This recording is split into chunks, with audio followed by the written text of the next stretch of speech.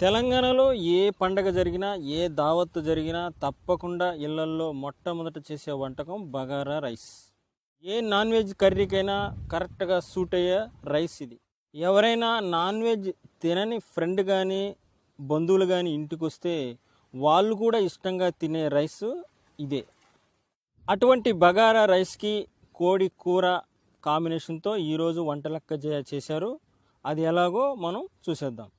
ఇందుకోసం ముందుగా నాటుకోడిని కోసి చర్మం పైన ఎటువంటి క్రిములు ఉండకుండా కాల్చారు. తర్వాత దాన్ని పెద్ద పెద్ద ముక్కలుగా కట్ చేసి మనకు అనువుగైన చిన్న చిన్న ముక్కలుగా తర్వాత చేసుకున్నారు. కేవలం చర్మం శుభ్రం పడే విధంగానే కాల్చాలి. లోపల మాంసం ఉడికితే మరి బాగుండదు. అందుకే జాగ్రత్తగా కొంచెం నిప్పుల పైన చర్మాన్ని మాడిస్తే చాలా రుచిగా ఉంటుంది. బాయిలర్ కోడి కంటే నాటుకోళ్ళ మాంసం కొంచెం గట్టిగా ఉంటుంది. అందుకే పెద్ద పెద్ద ముక్కల కంటే చిన్న చిన్నగా ముక్కలుగా కోసుకోవడం చాలా మంచిది.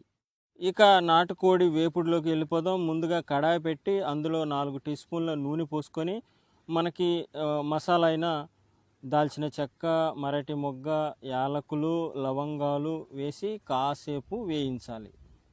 వీటితో పాటు మనం తరిగి పెట్టుకున్న ఉల్లిపాయలు, పచ్చిమిర్చి కూడా వేసి వేయించాలి. ఇది గోధుమ రంగులోకి వచ్చిన తర్వాత 1/2 టీ స్పూన్ పసుపు వేసుకొని మరికొంతసేపు ఫ్రై చేయాలి. ఇప్పుడు కొత్తిమీర, పుదీనాతో పాటు మనం దంచి పెట్టుకున్న కొబ్బరి, వెల్లుల్లి, అల్లం పేస్ట్ కూడా వేసి అది పచ్చివాసన పోయే విధంగా బాగా వేయించాలి. అల్లం వెల్లుల్లి పేస్టు, కొబ్బరి పేస్టు విడివిడిగా దంచుకుని వేసుకున్న ప్రాబ్లం లేదు. కానీ వంట లెక్క మాత్రం ఈ మూడింటిని కలిపి దంచి ఒకేసారి వేసుకొని ఫ్రై చేస్తున్నారు. ఇవన్నీ వేగిన వెంటనే మనం చిన్న ముక్కలుగా కోసుకున్న నాటుకోడి మాంసాన్ని వేసి కాసేపు ఫ్రై చేయాలి. ఒక 2 నిమిషాలు వేయించిన తర్వాత దీనికి సరిపడా ఉప్పు వేసి కలపాలి.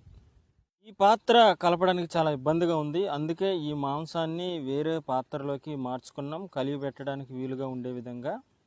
అలా కాసేపు వేయించిన తర్వాత కూర కారం వేసుకున్నాము.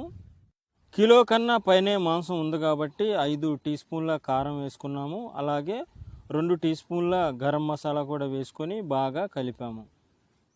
వీటితో పాటు టమాటా ముక్కలు కూడా వేసి అవి ఉడికిన తర్వాత ఆయిల్ పైకి తేలిన తర్వాత మనం స్టవ్ కట్ చేసి ఈ చికెన్ ఫ్రైని మనం పక్కన పెట్టేసి బగారా రైస్లోకి వెళ్ళిపోదాం.